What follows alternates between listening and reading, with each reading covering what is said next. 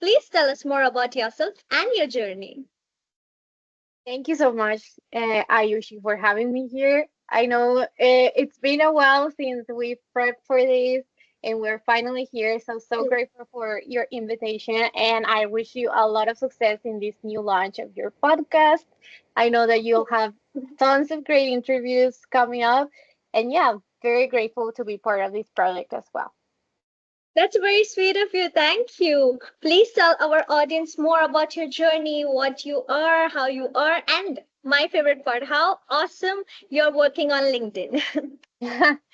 Sure thing. Well, so I'm from Mexico. I'm from Guadalajara, which is one of the three top cities here in Mexico. I so my story, I think I throughout time, like whenever you would tell it more times, you kind of start reducing it and make it more simple. Obviously, I can go on and tell you everything about me if we get a coffee or something. But the thing is, in short, I Mm-hmm. started pursuing supply chain because I was running away from manufacturing, which Uh-huh. um, I studied industrial engineering. That was the main focus here in the university where I studied. So because I didn't like to do monotonous and repetitive tasks, that's how one day in an inventory class, that's where I learned about all the connections and yeah, I would say dependencies between one node and another. And I learned about supply chain and I wanted to know more. So that's how I started like shifting my career towards that and pursuing jobs that would challenge me to learn more about it. And in some, how I started doing a lot of things on LinkedIn, it all Uh-huh. started because once upon a time I wanted to change jobs and I found out that there were many supply chain communities on LinkedIn. And Mm-hmm. before that, I thought that LinkedIn was only for job seeking and like applying. But then I Mm-hmm. found out it was also a great tool for networking, and True. that's how I kind of started building my network. And Mm-hmm. what started as a consistency in posting and sharing the things Mm-hmm. that I enjoy, the things that I learned, and my points of view, that started turning into opportunities such as this one. True. Oh, wow. That is so awesome. Like the first time I saw your LinkedIn, I was like, oh my God, this girl is taking the internet by each and every way she is able to. She's doing so much on it. I was so inspired and I learned a lot from your LinkedIn as well. And I was like, okay, I want to interview her by all means. So you are known as the supply chain ambassador. So how would you describe that in yourself in one line if you would have to? So that name, supply chain ambassador, actually was so. I am very technical. I have a very Mm-hmm. technical background, but through time, I have developed like this creative side or Uh-huh. exercised it more. But Yeah. um, I don't think I think by this point many people know, but I have a twin sister, and we work together Mhm. in our own podcast, which is Supply Chain Mhm. Now en Español. Yes. Yes. And well, she at that point in time when I started building this community on LinkedIn, she was like, Sophia, you need to have a personal brand. Like you cannot go on with this without having like Yeah. consistency in your colors, in the way you write, in the way that you share things. And I was like, Uh-huh. that wasn't even a thing back then. And I was like, True.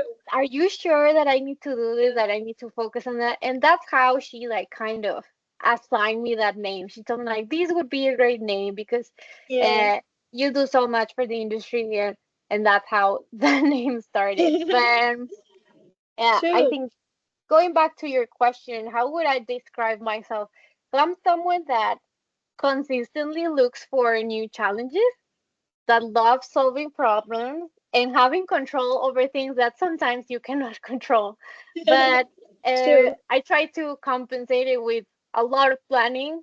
I'm, but well, sometimes it works, sometimes it doesn't. And I think True. lately, I've been feeling more comfortable in trying things that I either haven't tried before Mm-hmm. or that I don't know anything about. Mhm. Because I think like every time you do these tiny experiments, you get better at, yeah, Definitely. not feeling scared.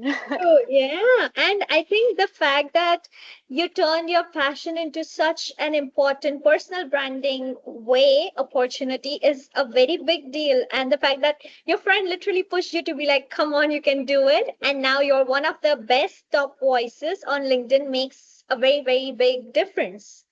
And that's, I hope that in future I'm able to be inspired by you and able to just be able to do something that you are doing as well.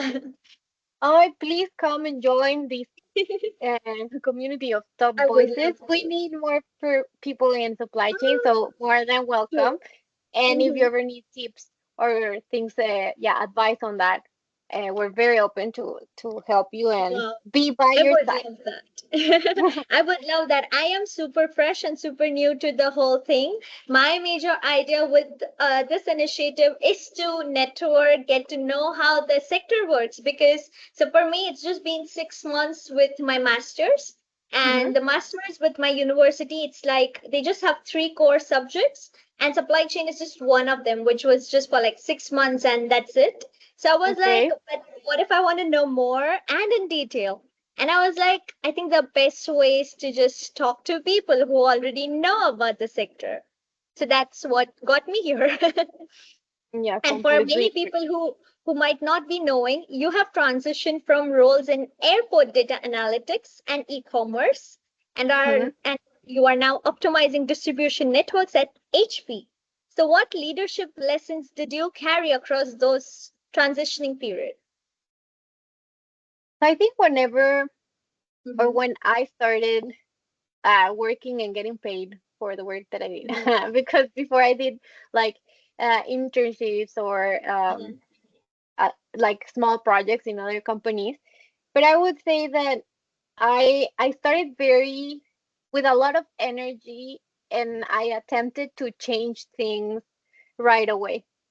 And Mm-hmm. that's not a bad thing, but I think that one of the best things that I learned is in order to actually make significant change, one of the things that you should do is first understand Mm-hmm. completely and to the core what the current situation is. So, True. and that happened to me, for example, whenever when one time I started interacting with operators at a warehouse. So because I was new, because well, because I was a woman, because I was young, whatever, and they didn't take me seriously, right? And and the thing is that in order to gain their trust, you cannot go with this approach of everything you're doing is wrong and the right Mm-hmm. way is my way. That's True. something that should never happen, no?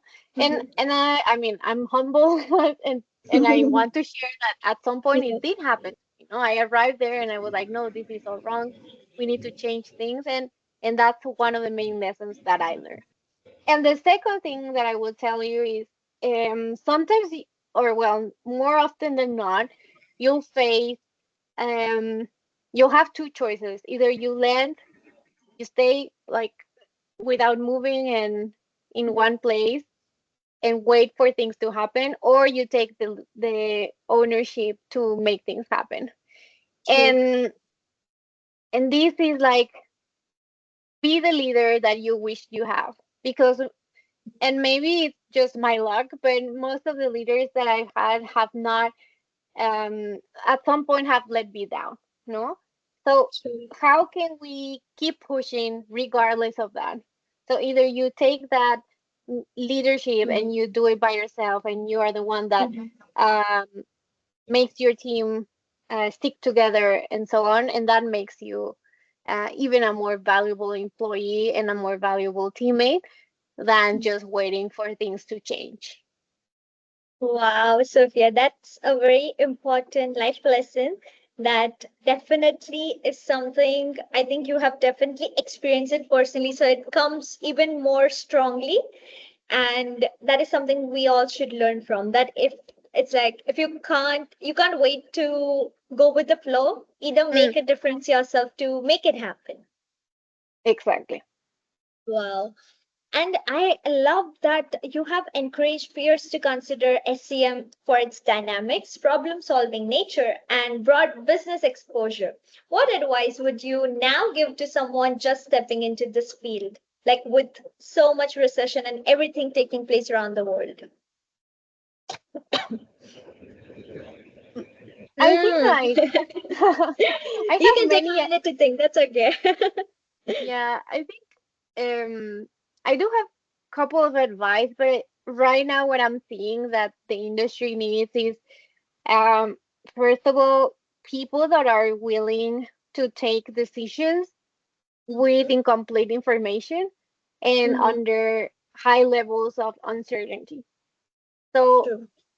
because you'll never have the complete picture, you'll Mm-hmm. never have the best data, and sometimes that can put us in a place where we don't see an exit or we don't see a solution, but there always are solutions. There are I cannot speak today.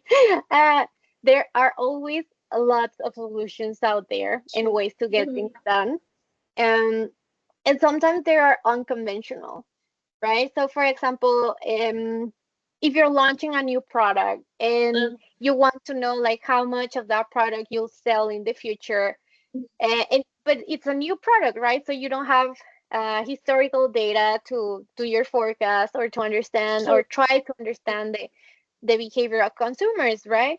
So sometimes people get stuck in that like cycle of thinking, oh no, this cannot be done, but then, okay, well, your product might not be completely new, right? There must be products out there that are very similar to yours and that maybe they're from your competitor, and you do have data from your competitor and you understand who your competitor is selling to, and you know, so there are ways to get to that information based on external data or external behavior and not just focusing on what you have available on hand, right? So that's one thing. So first advice, be ready Sure. to take decisions with little information and a lot of uncertainty.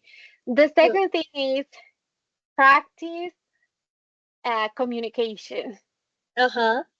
So delivering a message to operators, to senior executives, to your friends, to your parents is it's different. Okay, you need to know your audience and you need to know their profile because they're expecting True. different things from you. Mm-hmm. So the way in which you deliver your message should be tailored to who your audience is. And yeah, don't be afraid to speak up. That's the second. And the third, I would say like this is part of enhancing your critical thinking. Okay, Mm-hmm. and that goes hand in hand with being able to make decisions. Mm-hmm. And but is this part of learn how to ask like intelligent Yeah. questions. Mm-hmm. Not saying that I do believe that every question is not stupid, right? So you True. can ask Yeah. whatever you, but sometimes you have limited time True. and or other constraints that will only allow you to ask, I don't know, one or two questions. So True. make sure that you use that time them in the most effective way. So, True. example, you're in a conference and you're given the time to ask a question. You'll just have that one chance, Yeah. right? To ask one question, and so True. try making a question that not only adds value to you and not only True. value to the audience, but also to the person that you're asking the question to. That makes you memorable. And then afterwards, if you really achieve that, then maybe like the next step will be that they'll approach you like that was such a great question. I want to keep talking to you. And then you can ask all the questions that you want, right? But um True. that those are some of the advice that I have for people entering the field. Thank you so much, Sophia. Me and each and every person who is just entering into the sector really needed to hear that because for me, I do have the habit of asking a lot of questions, but as you said, it's very important to filter out the question as per the time constraint that you have and the urgency of the matter. So we're going to remember that, and we're going to ensure we ask the questions based on the situation. I loved a post that you had done describing distribution network design as mapping factories, distribution centers, and customers Mhm. connected by flows that need optimizing. So, how do you help teams move beyond tool dependency and focus on the real world models behind the data? So that so for example, for small businesses, Uh small huh. medium businesses that are trying to optimize their network, sometimes they feel that because they cannot either afford or have the talent to operate the tool, then they won't be able to achieve optimization. And that is some sort of a misconception because if you train your talent to translate a problem from the physical world to a mathematical world, it doesn't matter which tool you use, you'll be able to optimize what you need. So I think this skill that comes from translating into from the physical language to mathematical model is something that we're missing. That was actually something that I shared in another interview in called Supply Chain Secrets. But True, yeah. and I'll share you the link. But it's like Uh huh. we need this ability to have this translation even if we use the best tool ever or the most simple tool ever, Mm-hmm. regardless of that, if we have that skill, Mm-hmm. then we can um, go far and beyond. And I think that's how you get from um yeah that's how I think how to answer the That question. is that definitely did explain a lot, and that was something that it's so important the way that you explained it, because it did give a lot of clarity for each and every one of us who just doesn't know what exactly is the way supply chain works now. So as I said, like it's just been 6 months. So and in those 6 months with universities, because they know we're studying it for the first time, they just go Hmm. through the surface level. So then when we like when I listen to podcasts, when I talk to you guys, I really need to understand the main stuff like you just explained for it to make sense. And I think that's actually how each and every one of the newbies like me feel when we are like getting into the sector. Like studying it in the books is like easy, but when it comes to actually understanding, it makes more sense like this. So thank you. Thank you for clearing it up for us. You also emphasize the importance of understanding the theory to verify the tool generated outcomes. So, Hmm. can you share a moment when that theoretical clarity helped you choose or challenge the right supply chain options? And this goes hand in hand with the previous question, right? Mhm. So if you it's like theory is like understanding how a black box works, right? So what's inside the black box? And with black box, I mean this thing that goes into place and that uh, if there's an accident, that's the one that they look for and so on, right? But Mhm. many, many of us do not know, True. we don't Yeah, even know how that looks like, right? true. So if you're able to understand how does it look like, what goes inside, how does it work, Mm-hmm. it doesn't necessarily mean that you will be able to build one, right? But Mm-hmm. you have enough context and practical knowledge to go beyond just saying we need a X tool or True. X, Yeah. right? Mm-hmm. So many get frustrated when they okay, so in the textbook you have the equation towards X thing and it works every time, right? So whenever you want to like literally apply that equation to life, you get Yeah. frustrated because you don't get the result that you wanted. True. But that's because it's not because the theory doesn't work, okay? It's not the Yeah. of the formula, but rather True. where are you applying it, and the environment around it, and the True. other constraints that will affect the decision of implementing or not. So I think like, and I can give you an example, no? Like one time we spent like 6 months doing a Uh, solution. We found out where were the best locations to have our facilities, and we had this proposal. We were having discussions with senior level, and at the end of the day, they chose a different direction. Okay, and okay. that's because there are other things that we um, cannot control. And there are other things that uh, you didn't account for in your model, or you cannot account for in your model. And again, it's not because the model doesn't work. It's just that sometimes um, these other things or factors will interfere in how the result will be applied or not. So I think like definitely learn the theory. Do not get discouraged whenever you go into becoming a practitioner and seeing that, oh, like people don't care. No, they. I mean, I think like sometimes with the day-to-day operation, you don't have the time to care, but it doesn't mean that it doesn't work or isn't valuable. And then again, it's like how do you communicate that it is valuable and important to have it? True. Wow! Oh my God, Sophia, that was a lot of lessons for all of us to learn from. And wow, seriously, like for us, we are in this spot right now where we are like, okay, we need to know these concepts, which are the crux of supply chain. And we're like, we don't, because as I said, we still are not implementing anything. So I think what you said is something that's gonna stay with us for us to be encouraged enough to be like, okay, this matters. That's why we are studying it. It's not just for the paper, not just to pass Exactly. the exams, but it's gonna make sense in the future when we are actually on the field. Yeah, exactly. And it's like start trying to identify the connections between what you're learning in real life.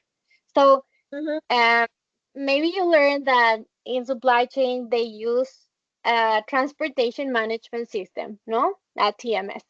But what does that actually mean? Like, where do they use it? Like, it's not only like understanding the type of data that goes in that system for you to actually schedule the transportation that you need, but try to understand like, okay, if I were to be there working, where would I get the data from? Where does it come True. from? Or how does that get connected to the other systems that I'm learning that Mm-hmm. are used in supply chain, like the True. ERP or the CRM? So you know the blocks that that are used in supply chain. You just have to start connecting them, like, oh, they're used here, and Uh, that's and the main pain points that people have using them are these. And and the only way to do that is to actually having conversations like the one we're having, or and connecting with people that are actually doing that work. true. That is definitely something me and each and every one of us who's listening is going to remember. Like, there are times it gets really boring to study the theory and the concepts they're throwing at us. But the moment we actually start connecting it to the real world, like making sense out of it, it first it stays in our head. Second, it becomes easier to understand as well. So, as Exactly. you said, that's going to help a lot in the future aspects and even the ensuring that our foundation of the supply chain is really strong enough. Completely agree. Yes. And congratulations, you have won the award of Global Women in Supply Chain. That's something each and every one of us is really proud of. And you have emphasized that companies must elevate women's stories to drive inclusion. So, how do you think can organizations do it more meaningfully, especially in our male dominated sector of logistics? I think that I'll focus my answer in what you as an individual can do to change Uh-huh. that, because mm, it's it's hard again, and it comes to this part of be the leader that you wish to have. you cannot wait for things to change, but you Mhm. can start igniting the change that you want to see. So True. I think that the first thing is like, okay, make a promise to yourself that Okay. you won't allow you won't allow it for you to be the only woman that that's in that company, that's in that Yeah. table, that's in that Mhm. team. True. You won't be the only, nor the first, nor the last. Uh-huh. Okay? True. Yeah. So you bring with yourself, you bring other women with yourself, okay? So True. Yeah. because then there's this feeling of I'm the only one, I'm the first one. And True. then you forget that there are others on the pipeline and you Mm-hmm. don't help them out. So I think always giving back to other women or other people that are either from your same background or from different backgrounds, but that you're basing their value on their potential, their skills, True. and their perspective and how they add to this thought diversity that we must have in supply chain. Why? Because how do you expect to make or find different solutions if you are just having the same type of people with the same type of background in trying to figure it out? They'll all come with the same type of idea, right? True. So, and you see it a lot, for example, in global companies where, I don't know, senior leadership is just from people from first world countries, and they're doing an implementation, let's say in India, right? Yeah. And they're completely disconnected to what happens in India, right? Or True. to what actually consumers want in India. But then you have people that in your team that perhaps they're not from India, but they're from Yeah. either South Africa, they're from Mexico, they're from Uh-huh. Brazil or Colombia, right? And they understand because we have similar cultures Similar and culture. similar, our countries are in a similar position in terms of emerging economies, right? Mhm. So you'll understand, like, for example, how hard it would be to implement e-commerce or last mile delivery, right? Yeah. Or you'll understand how different it would be to launch a product, uh, a makeup product that is only tailored or to skins that are very fair, right? And then, Yeah. so those kind of things, those kind of backgrounds are so valuable because then that's how you avoid that failure, right? If you had only that type of people that were disconnected to that reality, making decisions for the implementation, then obviously it would fail. And they'll be like, True. why did it fail if we like Yeah. we were all in sync and we all understood what had to be done? Yes, but you didn't have other people with your thought diversity was so low that you couldn't see beyond your like workshop blindness of trying to do things, right? So that's why I would say like start with yourself, bring other people to the table, and don't be that woman that pushes another woman down. Okay, let's completely stop that Mhm. uh, and stop being like jealous from each other. It's not, there's room for everyone if we make the True. room for everyone. Definitely. And I think the best example for that would be each and every one of you who has been agreeing to interview and give me your precious time when me as a newbie has asked you, requested you for it. Like that shows that how supportive women can be of each other. And I think like each and every person that I've spoken to, they have said that when you are the only woman, you feel more intimidated. So as soon as you see another woman, I think that should feel more comforting and more of on the positive side. Like you should feel more powerful when you see someone who is from your just as relatable as you are, and you're like, okay, yeah, I found another woman, so we both can probably make it a better space.